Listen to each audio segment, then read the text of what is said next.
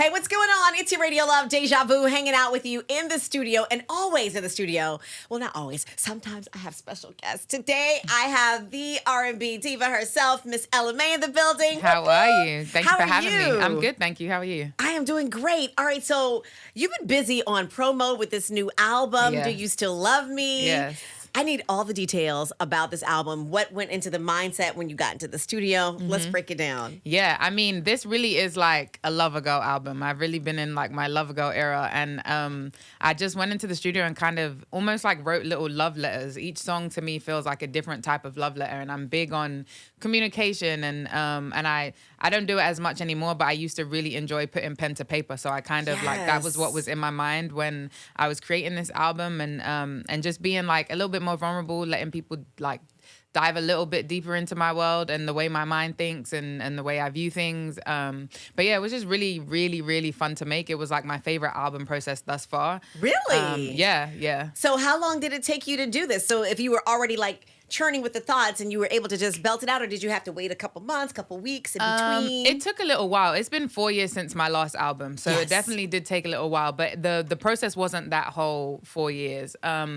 But we kind of like split it up into sections a little bit. So I would do a couple weeks at a time and then take a little break and then do a couple weeks again at a time and take a little break. So overall it took really, like, if I really put all of that time together, probably like 2 years, which is a while. 2 years? Yeah. But it takes me a long time to make albums. I feel like just like I like to be able to go and live life so I can really tell stories in a way I feel like. Yeah, so you have something to say that's interesting. Yeah. And what have you been doing with life? Life has changed for you, mommyhood, all of that. Well, that was part of it too, because while I was recording, I was pregnant, and then I had my son, and I was still recording while I was postpartum. So that also was a reason why it took a little bit longer than expected. Do you feel like when you were pregnant, I've not had kids, but did you feel like more emotional when you were recording the songs? Could you feel like different, I don't know, emotions as you were pouring it out onto the recording? So when I look back in hindsight, I feel like I absolutely did. But at the time, I didn't feel any more emotional than like I thought I usually did. But I think I definitely was. I just wasn't aware of it.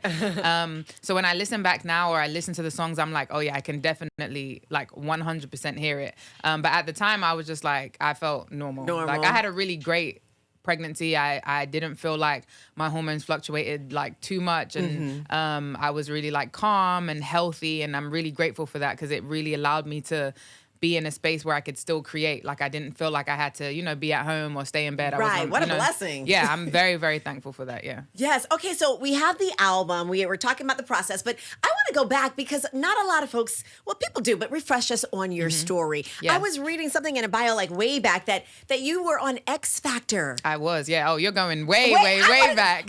Back when you were a little bit, no, but no, seriously, I don't even think I probably heard this, but what was that like to where you are now? I mean, you were trying out for this show, getting this notoriety, and look, you did it. Yeah. You did it. Yeah, thank you. It was so different. I was a lot younger. I can't even remember how old I was, but I was in a girl group also, so I was like, that was completely different. So I went to school for music, and some of the shows, I'm not sure if they still do it now, but like some of the like X Factor or The Voice, they'll scout in schools. Oh, they would scout at the actual school. Because there was a whole bunch of vocal students and so on and so forth. That's pretty dope. They scouted, but it was still like you still had to audition. Okay. But they would just come and scout and be like, oh, we're interested. This is where you need to be and when. And you still have to go through all of the audition process, which is like 4 different interviews before you, 4 different auditions, before you even get to the TV show. Really? Yeah, there's like a whole back. See, we didn't know that. We just thought you walked. They make it seem like you just walked right in. No, hey, I'm here to audition. You don't just walk in. Yeah. So we, it was a 3-piece girl group, and I went to school with one of the other girls. We were like in the same class, and then another girl we met at a studio that with a producer that we were working with, and we were like, why not? Like, what do we have to lose? Yeah. So we went and auditioned, and we did all of the rounds before, and we made it to the very first TV show, and we're like really excited. So we go on there and we sing a Little Mix song, because this is English X Factor also, not the American one. So Little Mix were like, one of the biggest English girl bands, groups. Yes. So we sing a Little Mix song, and the judges are like super blown away. Well, they act like they're super blown away. And we get 4 yeses. They were like, absolutely, we love you girls, blah, blah, blah. So we're thinking like, okay, cool. Yeah. This seems promising. We get to the next round, and I don't even remember what song we sing. But this is the round where you're not in front of a live audience like how you vote every week, but you are in front of people. Like it's a bit of a bigger stage. And these are just random folks? These are like you can buy tickets to go and watch. And we go there and we get 4 no's. So like the table just completely turned, and we were just like completely dumbfounded because he's like, what happened? And we're like, did we mess it up? Like whatever. But I was like, you know what? I think I started to see like what goes into TV shows as opposed, as opposed to getting real TV. talent. It's still TV at the end of the day. And don't get me wrong, I think that there are plenty of shows that have shown that real talent can come from shows like that. Absolutely. But that was my first kind of taste in like TV or like even just the industry-ish, even though that's kind of different. And I was like, oh, okay, like it's not exactly what it looks like, basically. Do you still keep in touch with those girls? Have you talked to them, or did y'all just kind of go by the wayside? The one that I went to school with, who I was closer with anyway at the time, I literally just saw her. I went home to London after Christmas, and I just saw her and all her family, because we used to always like rehearse at her mom's house in their kitchen. So I went back and saw them, and we speak from time to time. So yeah, that's my friend. Yeah, that's dope. That's dope. All right, so we got that story. Now, how did you link up with DJ Mustard? Instagram, the modern day that's how you get discovered. Middleman, yes. For people who are listening, you hear her. She said Instagram. Now, I don't know if he's still scouting out on IG now, but how did that work? It really just was like when Instagram first introduced 15-second videos, actually, there was remember back in the day, like when Instagram first came out, which is like over 10 years ago now when I think about it, it was only pictures. Yeah, you didn't have video at all. Then they introduced video, but you could only post 15 seconds. Like it wasn't now you can do reels and all of that stuff. So I really I was in the shower one day, really random, and I was just like, oh, maybe I should just sing on social media. Like, what do I have to lose? Because this was like the group we'd split. We'd decided like we're not going to do this anymore. But I was like, this is something I'm still really passionate about and I want to do. And I honestly didn't ever really want to be in a group. I always wanted to be a soloist. Yeah. But the opportunity presented itself to me at that time, and it taught me a lot. So now I was in the space of like, cool, I'm going to do this myself, and I'm going to try, and like, in which ways can I try? So I was like, I'm going to sing on Instagram.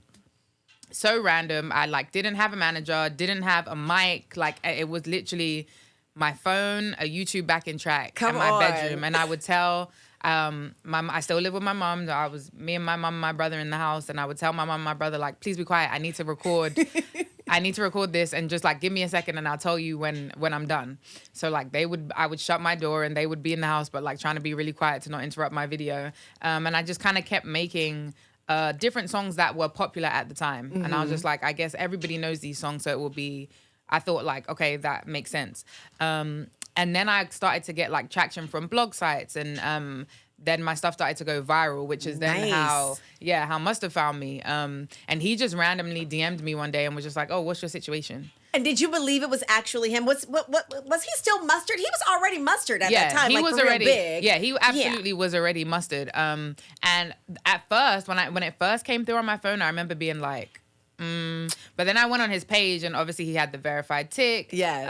And I could see that it was actually him. So I'm like, well, unless he got hacked, I think this is absolutely him. Were you screaming around the house like, oh my God? Yeah, Mom. I remember running to my mom and being like, oh, Mustard just DM'd me, blah, blah. And she's like, who's Mustard? Like she had no clue. But yeah, so it kind of just led from there, and I didn't have a situation. So the first time I met in the studio with him, I took my friends with me because I didn't have anybody to go with me. And we made some songs that night, and then that was in New York. We did that, and then he was like, "Oh, I want to get you out to LA. Like, let's work more. Let's see how it goes." And I didn't know what would come of it. It could have been nothing, to be honest.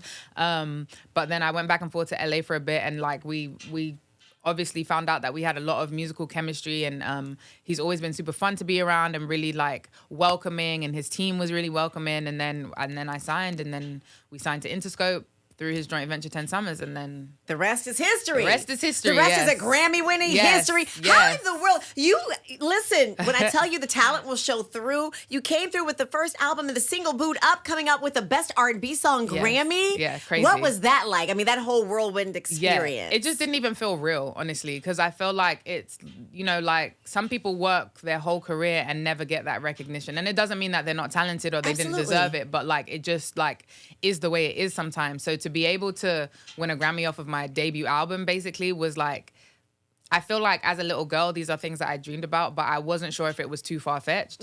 So to kind of like check that off my list so early, I was like, whoa, like what just happened? At the time, I didn't even really realize what was happening until I kind of looked back, like sat down and went to go and record my second album. And I was like, hold on a second.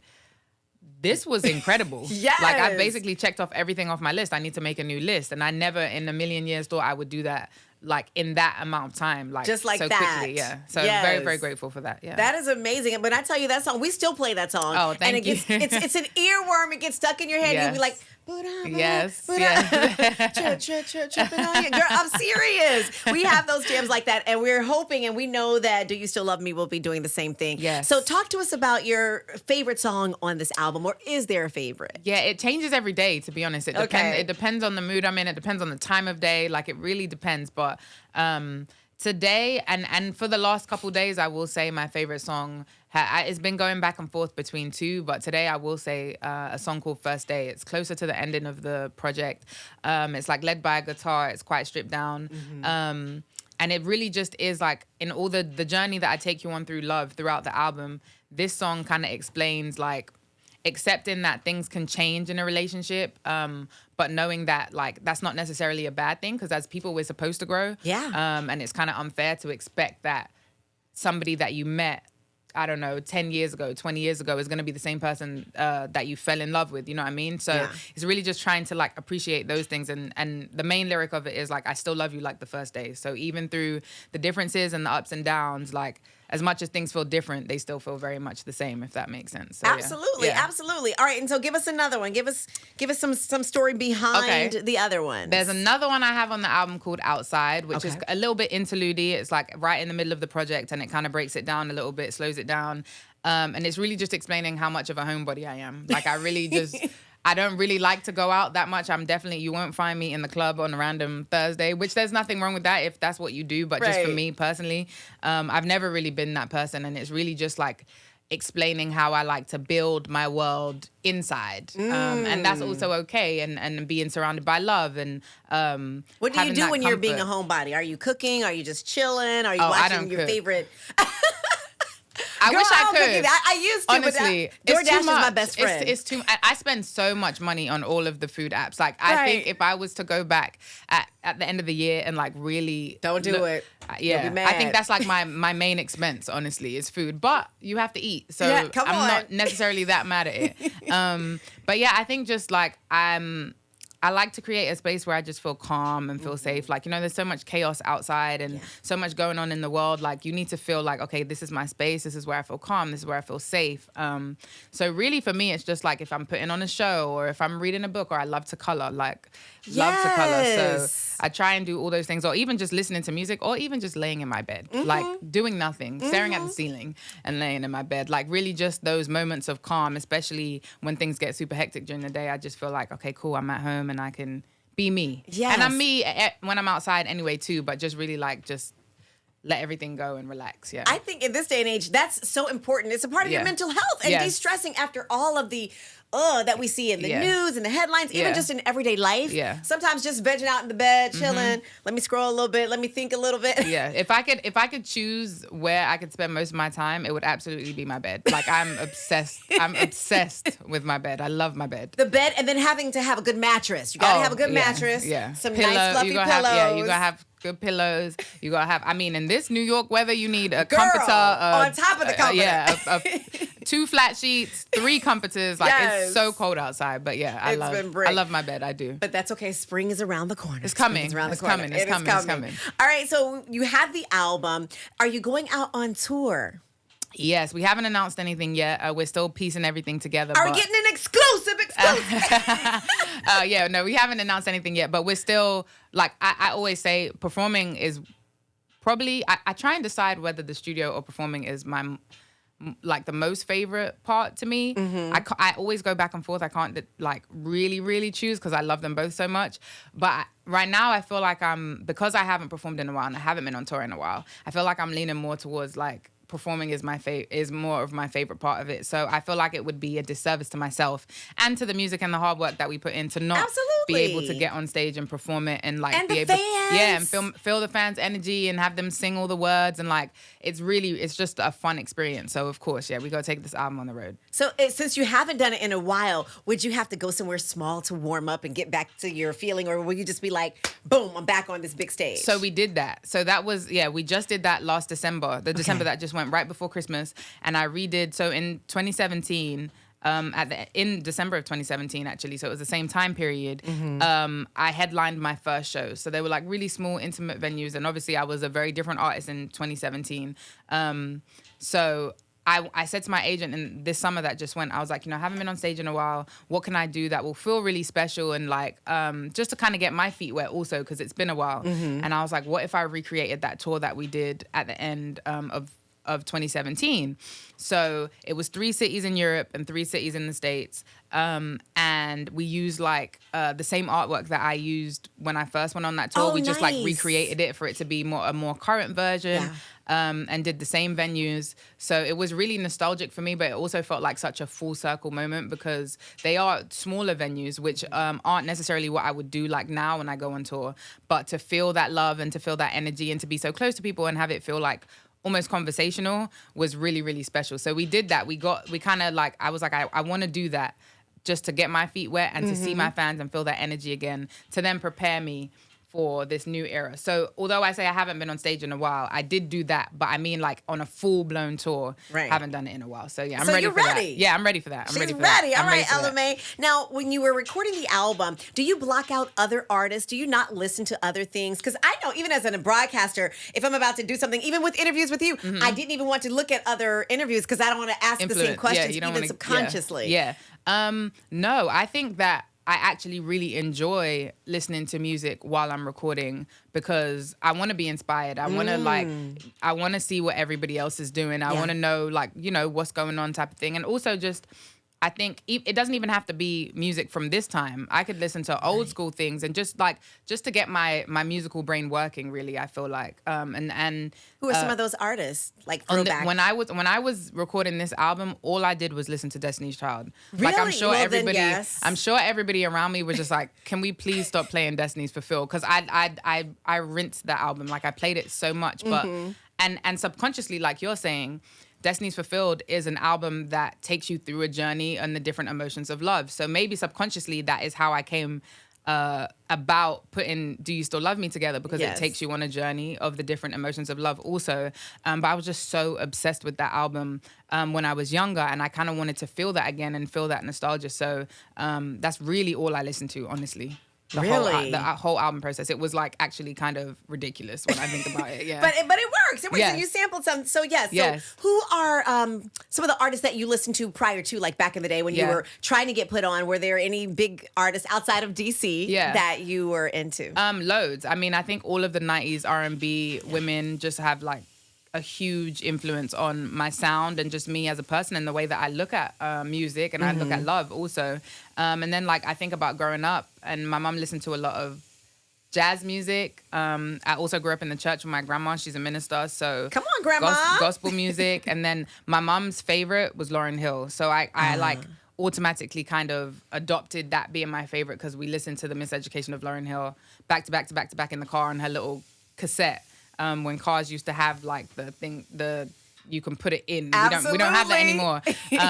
But I like vigorously remember that. So there was a lot of different influence, but it was definitely all around like growing up in a black household and black music, really, yeah. Yes, and of course, you give the look of the Sade movement. Oh, thank you. Yes, that's a huge compliment. That's a huge compliment. Of course. All right, so outside of music, are there any other artistry things that you do, artistic things that you're into? I mean, I am, like I told you before, other than coloring, which I'm not even going to say. People understand the benefits of coloring. It's very, very calming, very freeing. I feel like it just like, and again, I'm a very like, I like to put pen to paper or pencil to paper. So it just like, I don't know, it just clears my mind. It's really, really therapeutic for me. But other than that, I do like to make things. Like I do like to. Are you a crafter? I'm an arts and crafter, yeah. What do you do? I will. Nothing special. Like I wouldn't even ever show it to anyone in here because you'd probably be like, This is very amateur. But I kind of just, I like to use glitter and glue and all those things. Like, it probably looks like a kindergartner's work. I'm not going to lie. But it's fun. But I even have the Cricut machine. Yes. You have a machine? No, One of the things? I don't have a machine. Okay, I'm a little obsessed. I tried to learn. My grandma is a seamstress, so I used to. She had a sewing machine when I was young, and I knew how to sew and all those things. As I've got older, I've been trying to learn how to crochet. Okay. But I do not have the patience. Oh my gosh, because the moment you mess one thing up, you have to like almost unravel the whole thing, and really? I'm like, damn, I just worked really hard on this for 5 minutes, and now I have to take the whole thing out and start again. So I'll just be like, I'll come back another time. But I really would like to learn how to properly like crochet and sew again. Okay, anybody out there with these lessons? Ella Mai's here. She's please. ready. She's Give ready. Me one. Give Look, me a that lesson. could be we can do a listening party, and we're learning at the same time. Yes, absolutely. I agree. I love it. All right, so now before you get out, I always like to ask my artists who come by to give us some words of encouragement, something that maybe inspired you when you were trying to get on, or even the process of making your albums. Give me some words. Is there a quote or a mantra or something that you like? I mean, a mantra I will say that I really, really, that has really stuck with me throughout my career is just like, and it sounds really cliche, but be yourself. Mm-hmm. I know how cliche that sounds. I know everybody probably says the same thing, but it really is true, because there is nobody on this earth.